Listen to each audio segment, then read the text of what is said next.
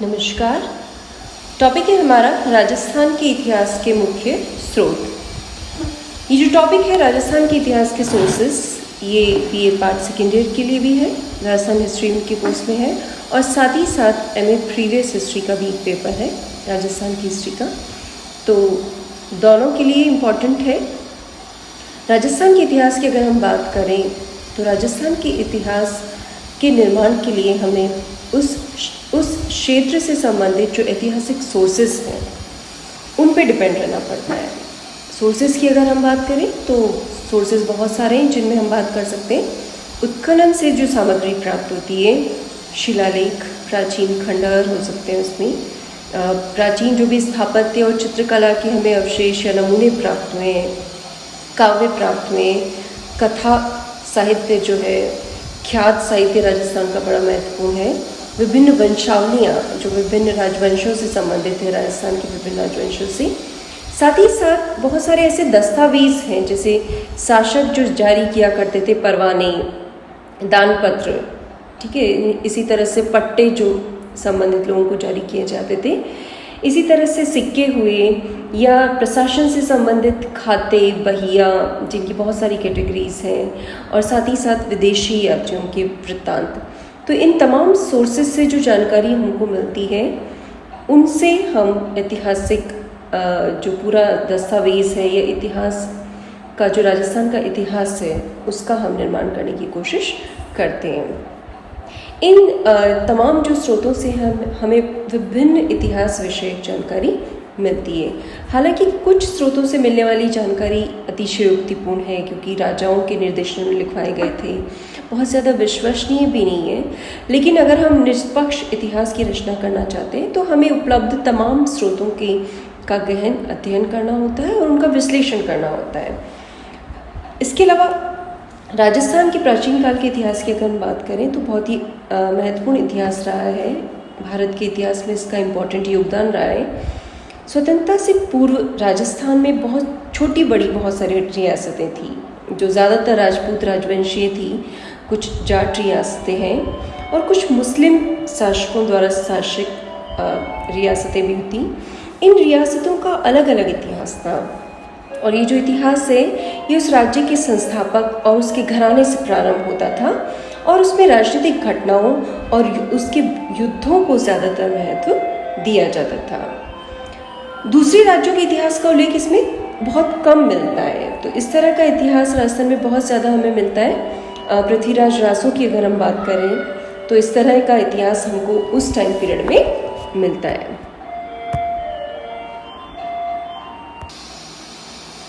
पृथ्वीराज रासो की बात हमने की तो पृथ्वीराज रासो में मात्र चौहान राजवंश की उपलब्धियों का इतिहास हमें उपलब्ध होता है। अगर हम बात करें संपूर्ण राजस्थान के इतिहास के बारे में तो सर्वप्रथम मोहम्मद नैन्सी की रचनाओं में हमें कुछ संपूर्ण इतिहास की जानकारी मिलती है। उन्होंने विभिन्न राजवंशों से संबंधित सोर्सेस को जुटाए और अपनी ख्यात, जो नैन्सी की ख्यात के नाम से जानी जाती है, उसका सृजन किया। तो नैन्सी की ख्यात से भी हमें बहुत ज़्यादा राजस्थान का इतिहास की जानकारी नहीं मिलती है। राजस्थान का थोड़ा बहुत इतिहास हमें वहाँ पर उपलब्ध हो जाता है। आगे चले तो 19वीं सेंचुरी में सबसे पहले कर्नल टॉड ने संपूर्ण राजस्थान के इतिहास की रचना की थी और यहीं से राजस्थान के इतिहास लेखन की दिशा में एक नई शुरुआत होती है और आगे चलकर बहुत सारे लेखक हुए जिनका इतिहास हमें उपलब्ध होता है, जिनमें कविराज श्यामल दास, पंडित गौरी शंकर, हीराचंद ओझा, जगदीश सिंह गहलोत, इन सब लोगों ने राजस्थान के इतिहास लेखन में अपना इम्पोर्टेंट योगदान दिया। आगे चलकर और भी आगे मॉडर्न पीरियड की अगर हम बात करें तो दशरथ शर्मा जो हैं, doctor Mathuralal Sharma, doctor Gopinath Sharma, doctor Ram Prasad Vyas, इन आधुनिक इतिहासकारों ने राजस्थान के इतिहास को लिखने की कोशिश की है। राजस्थान के इतिहास को जानने के मुख्य साधनों की अगर हम बात करें तो गोपीनाथ शर्मा ने राजस्थान के इतिहास के प्रमुख सोर्सेस को 5 कैटेगरीज में डिवाइड किया है। पुरातात्विक स्रोत, पुरालेखीय सामग्री, ऐतिहासिक साहित्य, स्थापत्य और चित्रकला, और वर्तमान कालीन प्रकाशित ग्रंथ, पत्र पत्रिकाएं, रिपोर्ट, जिनमें हम आधुनिक ऐतिहासिक ग्रंथ भी ले सकते हैं। इस तरह की तमाम चीज़ें इसमें आती हैं। ये जो तमाम सोर्सेज हैं, इन सबको हम साथ लेकर पढ़ें, सामूहिक अध्ययन करें, तो इन सब से हमें राजस्थान के इतिहास की पर्याप्त जानकारी उपलब्ध हो पाती है।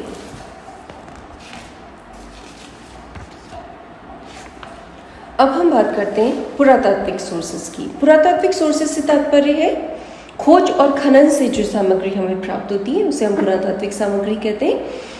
इसके अंतर्गत शिलालेख हैं, दानपत्र जिन्हें ताम्रपत्र भी कहा जाता है, सिक्के, और साथ ही साथ हम बात कर सकते हैं जो भग्न अवशेष और मॉन्यूमेंट्स, स्मारक जो हमें राजस्थान के इतिहास से संबंधित प्राप्त हुए हैं।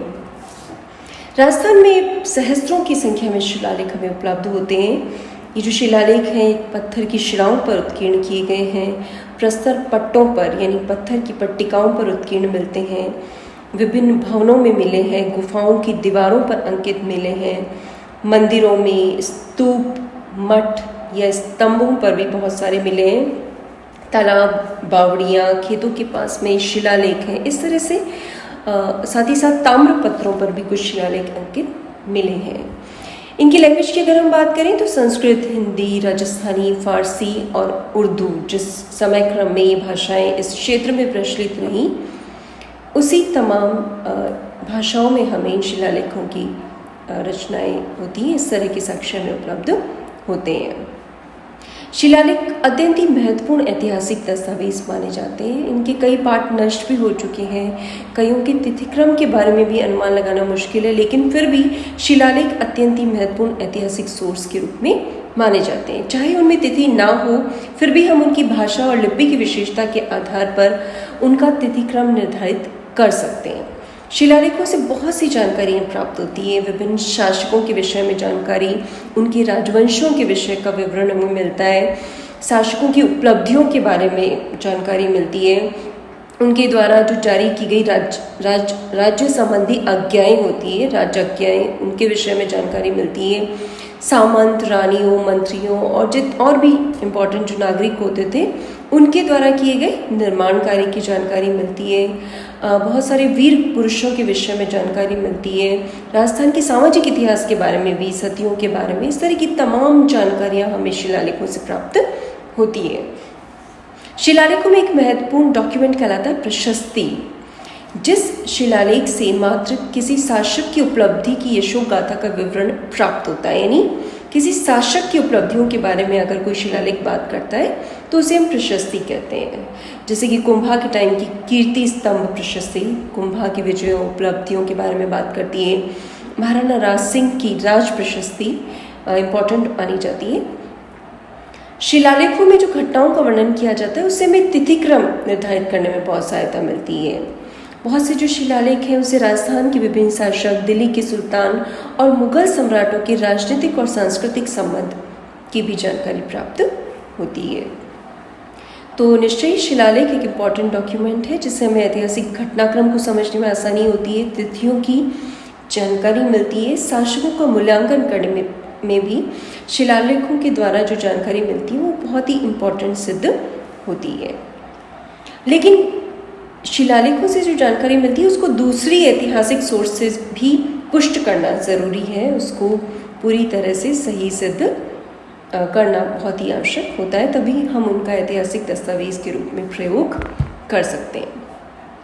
कुछ प्रमुख शिलालेख जो राजस्थान के इतिहास से संबंधित है उनके विषय में हम बात करेंगे। यूँ तो बहुत सारे शिलालेख हैं राजस्थान के इतिहास से संबंधित, लेकिन बहुत सारे शिलालेखों का वर्णन यहाँ पर संभव नहीं है।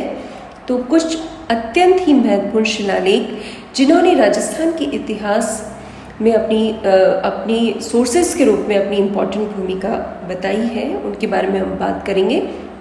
इन तमाम शिलालेखों से जो जानकारियाँ मिलती हैं ये साहित्यिक दस्तावेज के रूप में, साहित्यिक सोर्सेज के रूप में अत्यंत ही महत्वपूर्ण मानी जाती है, चाहे वो भाषा की दृष्टि से हो, काव्य की दृष्टि से हो, ऐतिहासिक दृष्टि से हो या विभिन्न घटना चक्र को जानने की दृष्टि से हो। ये तमाम जो जानकारियाँ हैं राजस्थान के इतिहास के लिए एक बहुमूल्य डॉक्यूमेंट के रूप में जानी जाती है।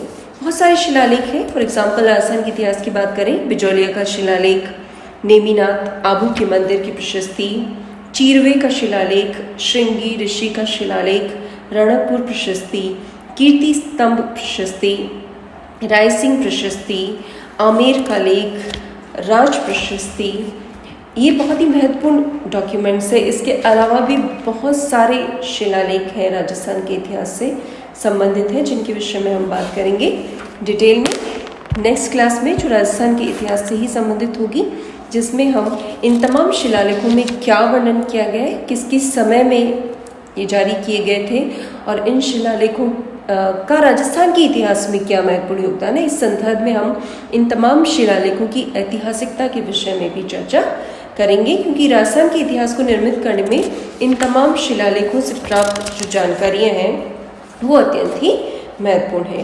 कुछ फारसी भाषा के शिलालेख भी मिलते हैं। राजस्थान में जब मुस्लिम राज्य की स्थापना हुई तो बहुत सारे शिलालेख हमें फारसी भाषा में उपलब्ध होते हैं। तो बाद के समय के दिल्ली के सुल्तान और राजपूत शासकों के संबंध किस तरह से रहे, मुगल शासकों के संबंध राजपूत शासकों से किस तरह से हुए, किस तरह से मुस्लिम प्रभुत्व राजस्थान में स्थापित हुआ, किस तरह के राजनीतिक संबंध रहे, इन तमाम चीज़ों की जो जानकारी है वो हमें फारसी भाषा के शिलालेखों से प्राप्त होती है। तो इन सब शिलालेखों के बारे में हम नेक्स्ट क्लास में बात करेंगे। इसके बाद में नेक्स्ट क्लास में इनके बारे में चर्चा करेंगे। Thank you.